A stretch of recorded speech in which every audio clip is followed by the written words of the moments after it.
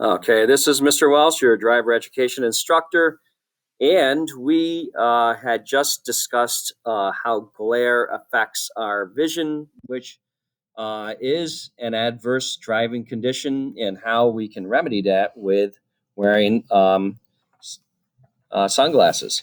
So let's take a look at another adverse weather condition, fog. Okay, why is fog dangerous?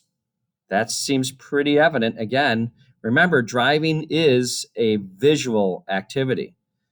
Now, we're driving extremely close to this vehicle ahead of us to see it. And it looks from this picture like we are driving extremely fast. This is not a very safe situation. Honestly, with the fog and maybe the water coming off the ground, we can't really even see the other vehicle in the left-hand lane over there. So fog really affects our vision. We need to slow down to give ourselves a chance to see things ahead of us. Of course, we want to follow the car and follow the brake lights, but that's not always a good idea. Okay? We need to use our low beams in fog because fog reflects high beams and makes it appear even thicker. Okay? And try to look as visible as possible so you are allowed and encouraged to turn on your hazard lights while you're driving in the fog, especially if you're driving well below the posted speed limit. Okay. And we need to be on the lookout for traffic coming up from behind us. Okay. And if we see cars coming up and they are coming up fast, you're going to want to tap on those brake lights to make them really shine so that the driver behind you will notice you. Okay, get in the right lane, and you can use the white line as a guide, right? So we can see little outlines of things, maybe a bridge that can help us. The white line is going to be helpful for us. Other signage along the road is going to be helpful for us as well. Okay. And of course, destination signs and so on will be helpful. The same advice goes for torrential rain and for snowstorms, right? So we want to get in the right-hand lane. We want to make ourselves extremely visible to other drivers. We want to turn on our hazard lights. We want to tap the brakes, not so much in the snow, just to tap to make the drivers behind us aware of us, make ourselves as visible as possible, and reduce our speed considerably. Rain. Why is rain dangerous? What should a driver do? Let's find out. Okay, the danger of wet leaves, for example. Okay, so the question is, how much more braking distance is needed when driving on wet leaves if traveling at 45 miles per hour?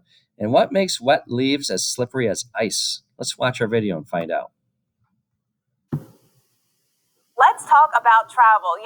Whether you're going back and forth from work or driving to actually go get a view of that great fall color, the weather is always a factor, even on a sunny day. So we're going to talk travel because in the fall, there's a complicating factor, and that is the leaves. Let's take this car out into reality or augmented reality and talk about how the weather impacts your travel. Now, even when there is no weather falling from the sky on dry conditions, it takes about 80 feet to stop your car if you're driving at 45 miles per hour. And that, of course, is dependent on what kind of tire tread you have, what kind of road conditions they're like, but still, 80 feet.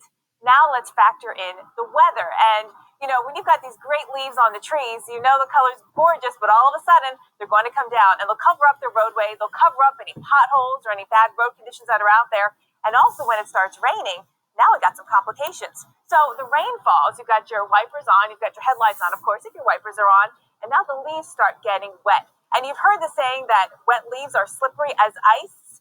Well, indeed they are. Why is ice slippery? Well, there's actually a film of water right on top of ice. Same thing happens actually with your car's tires on these leaves. So take a look. You've got the car's tires that are hitting the leaves, and the leaves are on top of the road. Leaves have a waxy coating on both sides of them, and that actually repels water.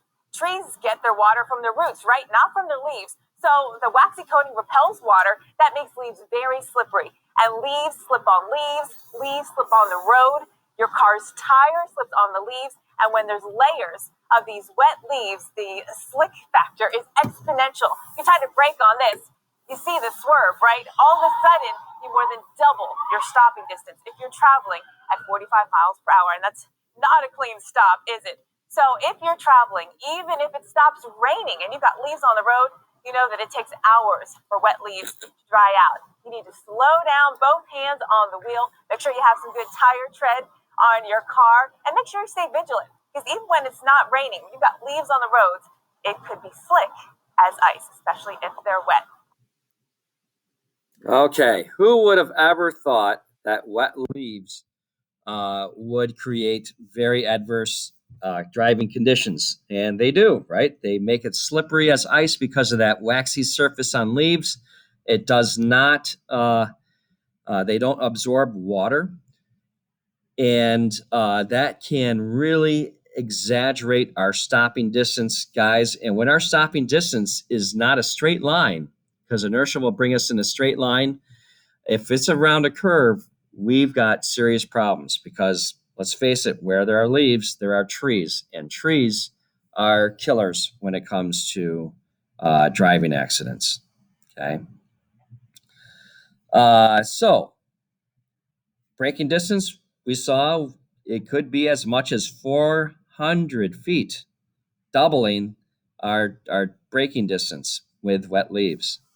Let's continue.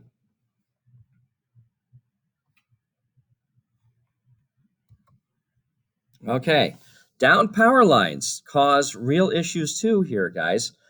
And I've never been in this experience. But these are one of these experiences where it's going to be awfully tough to survive in order to learn from our experience. So we do need to take this in and treat this seriously. What was one of the variables that contributed to this situation? What should you do if power lines are on or near your car? What should you do if power lines threaten you? When is the only time to leave your car?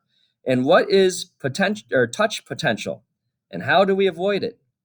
And how should you move away from your vehicle in a situation like this?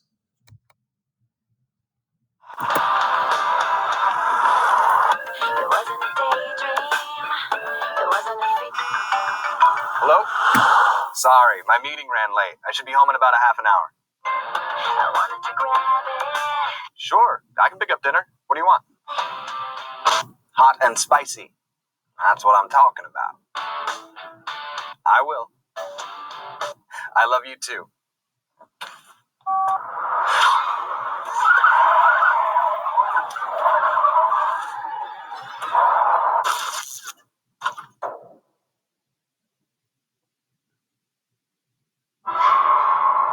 Whoa. Oh, man. So that's what an airbag feels like. My car. Great. I should probably get out and see how bad the damage is. Wait. Are those telephone wires or power lines? Either way, they could be hot. No way to be sure. Don't take any chances. Hot means live. Stay in the car and call 911. Good thing I actually paid attention during that safety meeting. Hi, this is Stephen Stonebanks. I've been in a car accident. I hit a power pole. I'm on Highway 18, somewhere east of the 356th Street exit, a couple of miles. No, I'm okay, but there are power lines on my car. Okay, yeah, I know. I won't move until you tell me that the line is de-energized. Yes, I will stay put. Okay, please hurry. Thank you.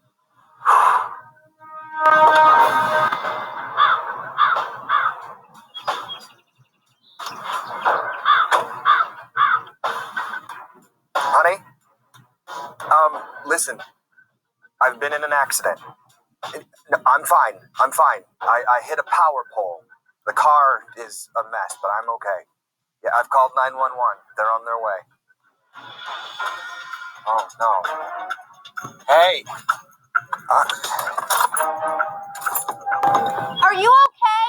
Hey, stay back! No, don't come any closer.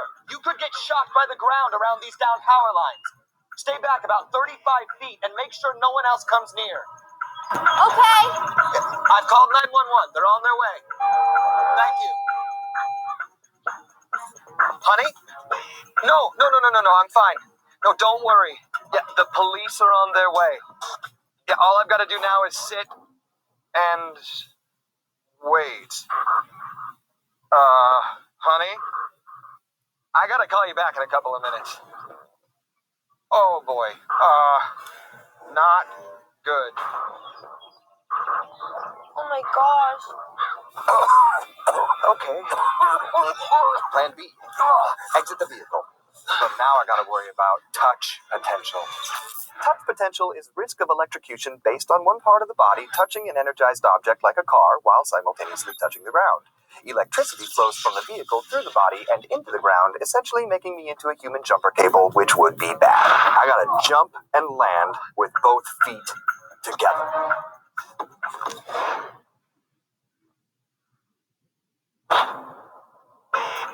Whew! Okay, now step potential. Because the ground is energized, electrical current can travel through me if my feet aren't close together. Electrical current enters through one foot and out the other. The further apart my feet are, the greater my chances of getting shocked.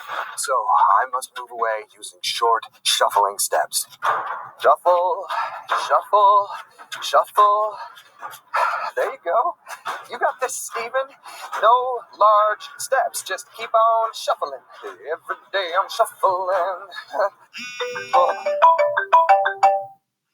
I'm sorry, I can't come to the phone right now. I'm busy trying to stay alive at the moment. Almost there.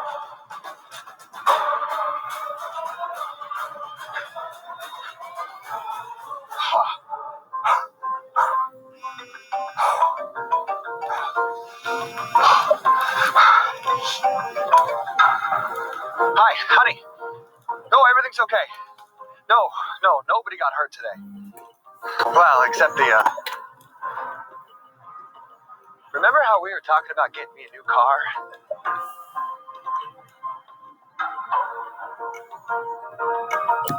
All right, there's some pretty good acting going on there, and the video is actually very, very informative if you think about it. Right, we learned probably a lot of new stuff right here that we have never really covered before. Okay, in any type of class whatsoever. So let's take a look at this. What was one of the variables that contributed to the situation? Okay, we actually had two distracted driving going on here. All right, we had the guy talking to his wife, probably not that bad, but on top of that, he looked down at the last minute to hang up his phone, and that's when the accident occurred. Okay, we take out that variable, take out that factor, accident never happens. Okay, the girl clearly texting and driving. If she weren't texting and driving, again, that factor, we take it out, the accident doesn't occur. This is how factors all contribute and lead up to and cumulatively lead to an accident. And so if we can take out one of those factors, we don't have this type of situation. What should you do if power lines are on or near your car? Okay, so we need to call 911. We need to stay in our car. We don't want to go out. We don't want to touch anything. What should you do if power lines threaten you? Okay, so if the car starts to, we should also, I'm not exactly sure why I have that question there, but we should also inform anyone else nearby that they should not get near our car.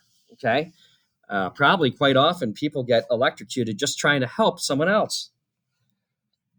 Number 4, when is the only time you should leave your car? That's if your car starts to catch fire. You can see or smell smoke. It's time to leave the car. Remember, number 5, touch potential is when you are touching your car and you are touching the ground, you are a conductor at that point and you will get electrocuted. You cannot do that. Now, you can touch your car, but you can't touch the ground at the same time. You can touch the ground, but you can't touch your car at the same time. How should you move away from your vehicle in a situation like this? First, we need to jump out of our vehicle with both feet touching each other. You can kind of jump out, right? You can use your hands and hold on to the door and the roof of your car and jump out. And I like to have my toes touching each other. Excuse the bell. And then we saw the man shuffling. You can also do the bunny hop away from it too. And again, keep your toes touching each other. That way you clearly aren't becoming a conductor with the electrified ground. Okay, let's continue. Great video. Flooding. Never drive through standing water if you can avoid it. This is very important. Another adverse driving condition. If you must drive through standing water, remember these things. You don't know how deep it is. Go in very cautiously. See how deep the other cars are going in around you. If they're not going in deeply, follow that path where they're going in. Okay, 12 inches. Remember this, 12 inches of water can sweep away your car easily. Standing water can also flood and destroy your engine. And by the way, if this is after a recent storm, if there's it could be electrified too, just so you know. Standing water can also hide potholes. Very true. Follow the path from the car ahead of you. So that way you're not going into potholes. It can also destroy the road and have it wash out. And your car can literally go with that, okay? Drive slowly and steadily. Keep water out of the exhaust pipe of your car, because if that happens, your car's going to stop working, okay? Okay, and keep it out of the air intake at the front of your car. Do not drive in water with downed power lines, right? It will be electrified. If you know of downed power lines, don't even go out. So if it's windy, don't go out. In fact, if it's flooding, don't go out. There's almost no reason to go out and risk yourself in this situation. If your vehicle stalls, you may need to restart the engine to make it safe, to safety, but restarting may cause irreparable damage to your engine. This is just not worth going out in. That's the key point in this is if you know there's flooding going on, don't go out. If you come to a place you didn't know flooding was going on and you come to a flooded road, find an alternate way to get to your destination, okay? Or turn around and go back to where you came from, all right? It's not worth going through water. You're running late, and your path is blocked by water crossing the road. It doesn't look that deep, so you decide to drive through it. Bad decision, and it may be your last.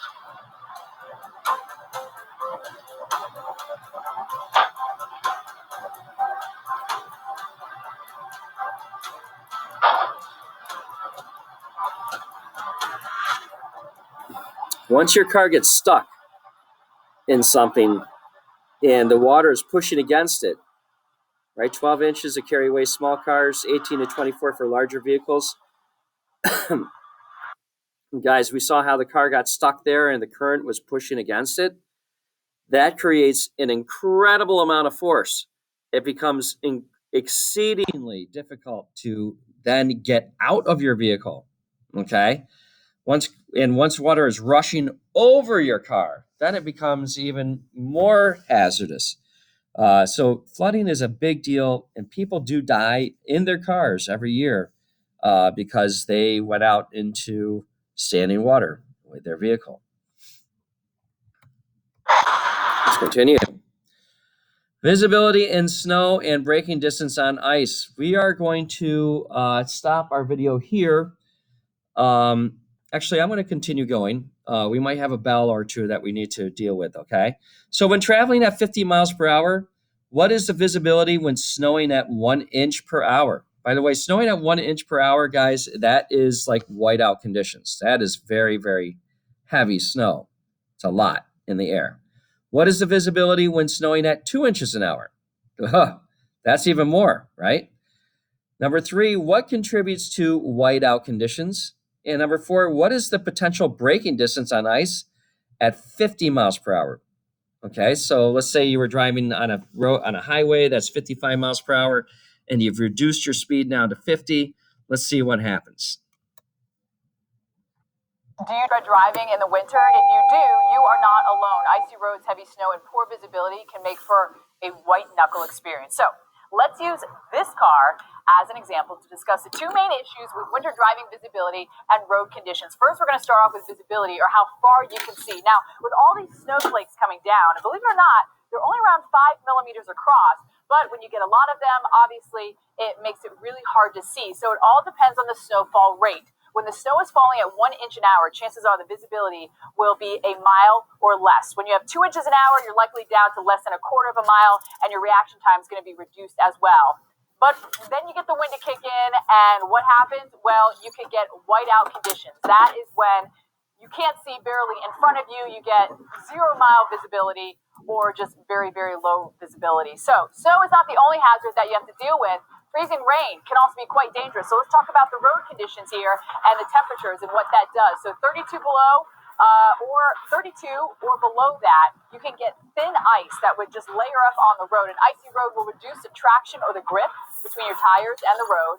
And when you go to stop, all of a sudden you just start gliding like skis on the road. You find yourself swerving in all different directions. And if you're going at 50 miles an hour, it can take a car 1,000 feet or more to come to a complete stop. So keep that in mind when you are driving this winter, and always make sure that you have some sort of kit, an emergency supply kit, in your car as well. Okay, so what is the visibility when snowing at 1 inch? Let's take a look again. Do you dread driving in the winter? If you do, you are not alone. Icy roads, heavy snow, and poor visibility can make for a white knuckle experience. So let's use this car as an example to discuss the two main issues with winter driving visibility and road conditions. First, we're going to start off with visibility, or how far you can see. Now, with all these snowflakes coming down, and believe it or not, they're only around 5 millimeters across, but when you get a lot of them, obviously, it makes it really hard to see. Okay, so visibility is 1 mile or less when snowing at 1 inch an hour. So it all depends on the snowfall rate. When the snow is falling at 1 inch an hour, chances are the visibility will be a mile.